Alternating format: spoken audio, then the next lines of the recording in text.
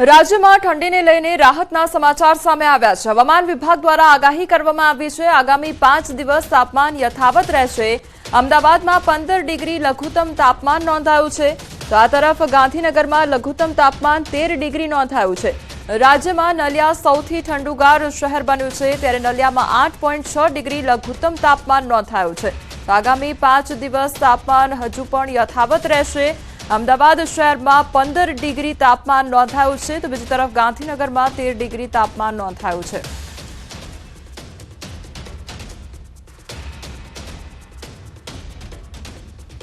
आने वाले दिनों के लिए जो गुजरात स्टेट के लिए फोरकास्ट है वो ड्राई वेदर प्रिवेल करेगा। और मिनिमम टेम्परेचर की बात करेंगे तो मिनिमम टेम्परेचर आने वाले 5 दिनों के लिए 9 लार्ज चेनी में रहेगा। और मिनिमम टेम्परेचर रियलाइज की बात करेंगे तो अहमदाबाद में 15.1 और गांधीनगर में 13.2 degree Celsius minimum temperature realise हुआ है।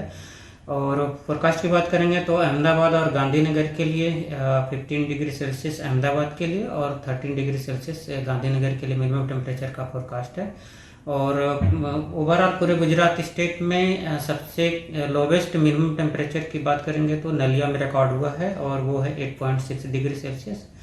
और विंड की बात करेंगे तो पूरे गुजरात रीजन में जो लैंड रीजन पे विंड प्रिवेल करेगी उसकी ભણશે ગુજરાત શિક્ષે ગુજરાત રાજ્ય સરકારનું આ સ્લોગન ક્યાંક પોકળ સાબિત થઈ રહ્યું હોય તેવું લાગી રહ્યું છે। એવું એટલા માટે કેમ કે જામનગર જિલ્લાના છેવાડે આવેલા જામદુધઈ ગામે શિક્ષણની સ્થિતિ ખૂબ જ કફોડી જોવા મળી રહી છે। અહીં જામદુધઈ નજીકથી નેશનલ હાઈવે પસાર થતા જૂના ગામની પ્રાથમિક શાળા કપાતમાં આવી છે અને શાળાને તોડી પાડવામાં આવી છે। હવે 1 વર્ષ જેવો સમય વીતી ગયા છતાં પણ બાળકોને 1 કિલોમીટરથી વધુ દૂર ચાલીને બંધ થઈ ગયેલી તાલુકા શાળાએ આશરો લઈ અભ્યાસ કરવા જવા મજબૂર બનવું પડી રહ્યું છે। જામનગર જિલ્લાના છેવાડે આવેલ જામદુધઈ ગામે હાઈવે ઓથોરિટી દ્વારા નેશનલ હાઈવે પસાર કરતા અહીં જે જૂનું ગામ હતું જામદુધઈ તેની પ્રાથમિક શાળાને ડિમોલેશન કરવામાં આવી છે। 1 વર્ષ થઈ ગયું। અત્યારે જે પ્રકારના દ્રશ્ય જોઈ રહ્યા છો, અહીં નેશનલ હાઈવે છે તે નીકળી ગયો અને બીજી તરફ જે આ જે પ્રાથમિક શાળાનું જે બિલ્ડિંગ છે એ બિલ્ડિંગ હાલ તોડી પાડવામાં આવ્યું છે। જે પ્રકારના દ્રશ્ય આપ જોઈ રહ્યા છો, અહીં પહેલાં પ્રાથમિક શાળા છે તે બેસતી હતી, ખાસ કરીને બાલવાટિકાથી ધોરણ 1, 2, 3, 4, 5, 6, 7 અને 8 એટલે કે 9 ક્લાસ છે તે અહીં બેસી અને અભ્યાસ કરતા હતા। 200 જેટલા વિદ્યાર્થીઓ હતા। તે 1 વર્ષ પહેલાં આ શાળા ડિમોલેશન કરાતા આગળ અન્ય જે શાળા છે તાલુકા શાળા ત્યાં ખસેડવામાં આવી છે। 1 થી 1.5 કિલોમીટર જાય છે, તેની ટ્રાન્સપોર્ટેશનની પણ વ્યવસ્થા નથી। બીજી તરફ જૂનું બિલ્ડિંગ ધરાશાયી થતાં સ્થાનિકો પણ પોતાના બાળકોના ભવિષ્ય માટે વિદ્યાર્થીઓને ભણાવવા માટે દૂર સુધી મોકલવા મજબૂર બન્યા છે। ત્યારે જૂના ગામની અંદર જે શિક્ષણની વ્યવસ્થા થાય, અહીં શિક્ષકોની ઘટ છે, ત્યારે શિક્ષકો મુકાય તેવી પણ માગણી ઉઠવા પામી છે। આટલી હેરાનગતિ વેઠી બાળકો ચાલતા 2 કિલોમીટર દૂર ભણવા જાય તો છે, પરંતુ ત્યાંની સ્થિતિ જાણીને આપને પણ સવાલ થશે કે શું આ રીતે ભણશે ગુજરાત? અહીં વિદ્યાર્થીઓ ભણવા તો જાય છે, પરંતુ તેમને કોઈ ભણાવનારા જ નથી। આ શાળામાં બાલવાટિકા તેમજ ધોરણ 1 થી 8 વચ્ચે માત્ર એક જ શિક્ષક અભ્યાસ કરાવે છે। જ્યારે અમે શિક્ષક સાથે વાત કરી ત્યારે અમને જાણવા મળ્યું કે છેલ્લા 1 વર્ષથી આ શિક્ષક એકલા જ ભણાવી રહ્યા છે। જ્યાં 5 શિક્ષકો હોવા જોઈએ ત્યાં ફક્ત એક જ શિક્ષકથી કામ ચલાવવામાં આવી રહ્યું છે। અહીં શિક્ષણનું સ્તર છે તે સાવ નીચું છે। ત્યારે ન્યૂઝ 18 જામદુધઈ ખાતે પહોંચ્યું છે અને અહીં કયા પ્રકારની પરિસ્થિતિ છે તે જાણવાનો પ્રયત્ન કરીશું। શાળાઓના અન્ય ક્લાસોની માફક અહીં એક શિક્ષક છે તે અભ્યાસ કરાવી રહેલા જોવા મળી રહ્યા છે। અહીં ન્યૂઝ 18 છે તે પહોંચ્યું છે અને અહીં હાલ અભ્યાસક્રમ પણ ચાલી રહ્યો છે। વિદ્યાર્થીઓ છે તે વિદ્યાર્થીઓ પણ અહીં બેઠેલા છે। એક શિક્ષક છે તે દેખાય, તેમની સાથે વાત કરીશું। સાહેબ, શું નામ આપનું અને આ કઈ શાળા છે? શાળાની અંદર કેટલા વિદ્યાર્થીઓ અને કેટલા ધોરણ અભ્યાસ કરી રહ્યા છે? મારું નામ ભાટિયા અમિત રમેશભાઈ છે। મારી શાળાનું નામ જામદુધઈ પ્રાથમિક શાળા છે।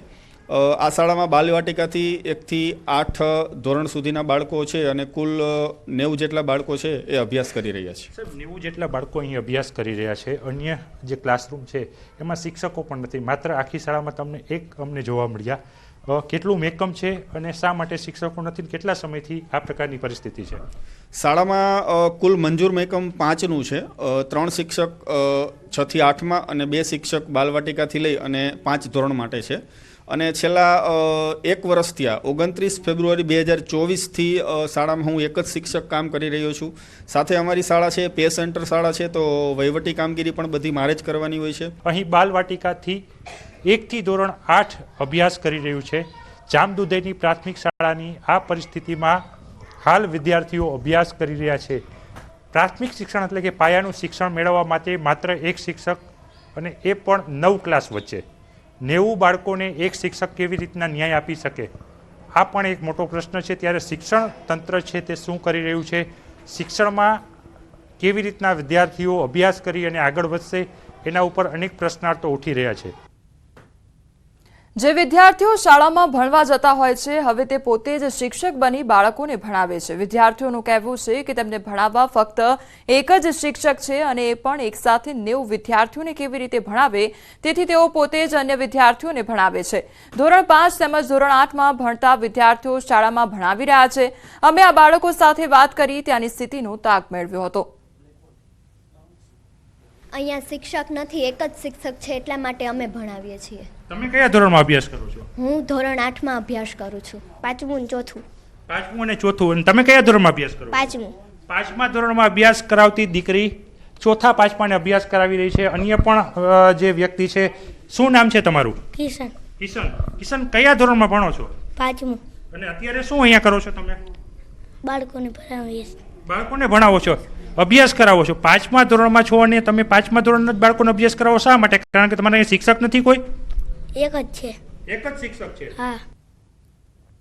તો આ તરફ વાલીઓનું કહેવું છે કે તેઓ પોતાના બાળકોને ભણાવવા આટલા દૂર મોકલે છે, ત્યારે બાળકોના સલામતીની ચિંતા તેમને સતાવતી રહે છે. તેમના બાળકો 2-2 કિલોમીટર સુધી ચાલીને એકલા શાળાએ જાય છે. જો કોઈ અનિચ્છનીય ઘટના બને તો જવાબદારી કોની, તે સવાલ ઉદ્ભવી રહ્યો છે.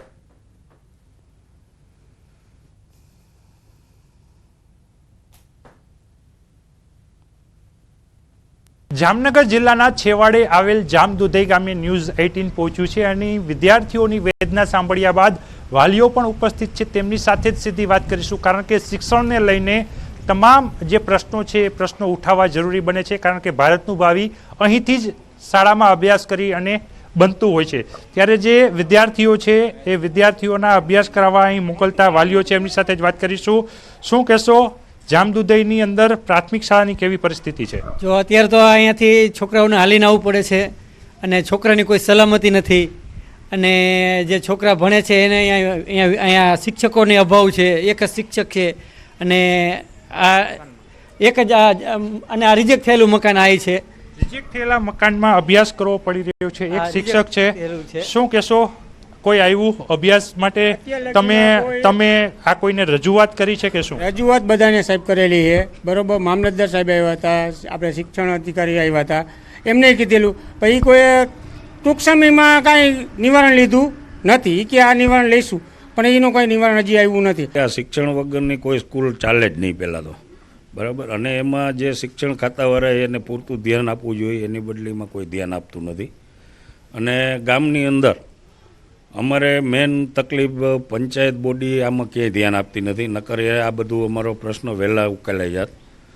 એટલે શિક્ષણ ખાતામાં તમે આ બધી રજૂઆતો કરો, અમારા પ્રશ્નો પહોંચાડો, અને જેમ બને એમ વહેલી તકે આ બધું થાય એવા પ્રયાસો કરો, એવી અમારી આશા છે. પહેલાં ગાડી ભાડે આપી હતી, હવે ગાડી ભાડે બંધ કરી દીધી છે એ લોકોએ આપવાની.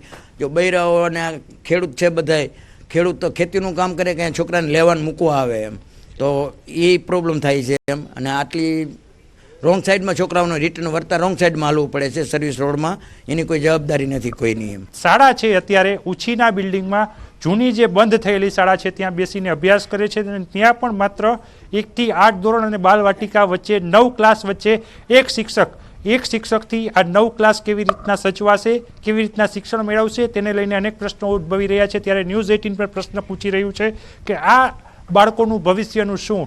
છેવાડાના જે બાળકો છે તેના સુધી શિક્ષણ પહોંચે, પ્રાથમિક સુવિધા પહોંચે, તે તમામ જોવાની જવાબદારી સરકારની છે. પરંતુ સરકાર ક્યાંક અહીં વામડી પુરવાર થતી હોય, શિક્ષણને લઈને કોઈ દરકાર ન લેવાતી હોય તેવું સામે આવ્યું છે. ત્યારે અહીં દરકાર લેવાય તે અત્યંત જરૂરી છે.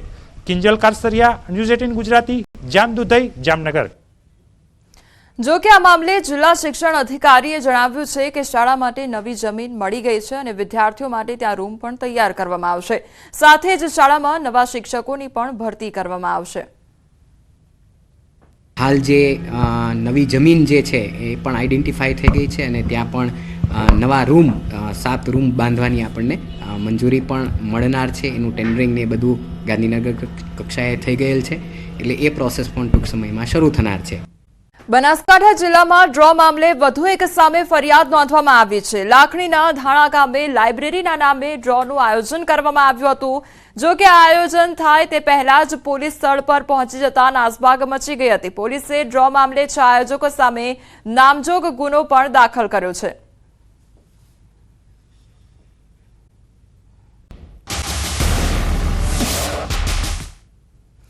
અમદાવાદીઓ 2 દિવસ કોલ્ડ પ્લે કોન્સર્ટમાં ઝૂમશે અને નરેન્દ્ર મોદી સ્ટેડિયમની બહાર ચાહકોમાં ઉત્સાહ જોવા મળી રહ્યો છે. દેશભરમાંથી મોટી સંખ્યામાં લોકો ઉમટ્યા છે. સાંજે 5 વાગ્યાથી 10 વાગ્યા સુધી કોન્સર્ટ ચાલશે અને કોન્સર્ટને લઈ કુલ 3825 પોલીસ કર્મીઓ તૈનાત કરવામાં આવ્યા છે. તો આ તરફ સ્ટેડિયમમાં 270 સીસીટીવીના મોનિટરિંગ માટે કંટ્રોલ રૂમ પણ બનાવવામાં આવ્યો છે. એનએસજીની 1 ટીમ તેમજ એસડીઆરએફ બીડીડીએસની 10 ટીમ ખડે પગે રાખવામાં આવી છે. ફાયરની ટીમ પણ સ્ટેન્ડ બાય રાખવામાં આવી છે. 11 મેડિકલ સ્ટેશન અને 7 એમ્બ્યુલન્સ હાજર છે. તો 3 બેડની 7 મિની હોસ્પિટલ પણ બનાવવામાં આવી છે.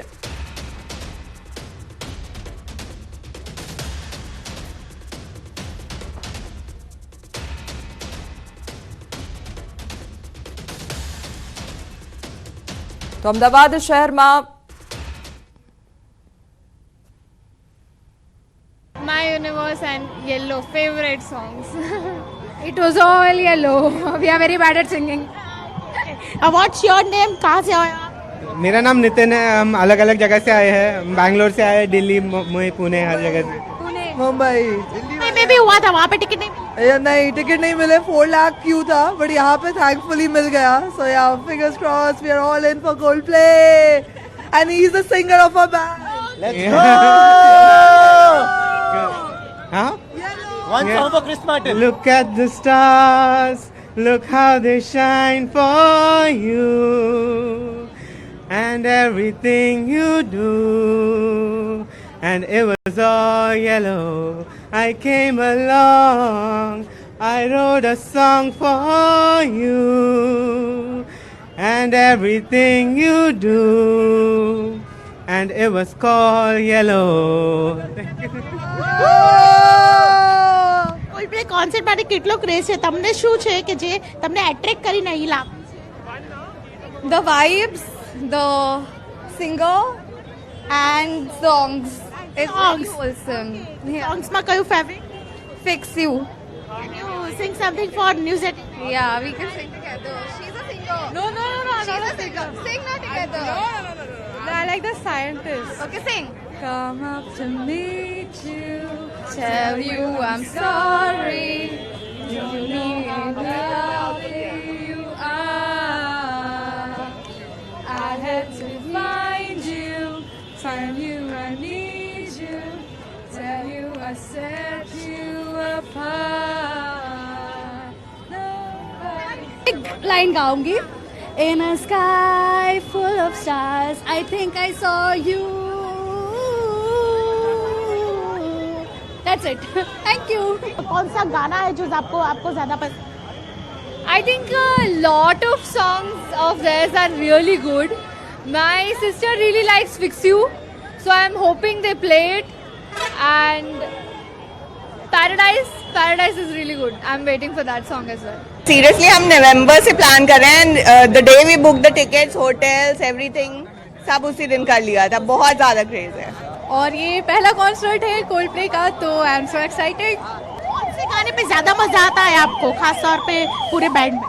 हेम्स ऑफ वीकेंड और सारे गाने हैं. फिक्स यू भी है, तो ये सारे बहुत बहुत फेवरेट है जी.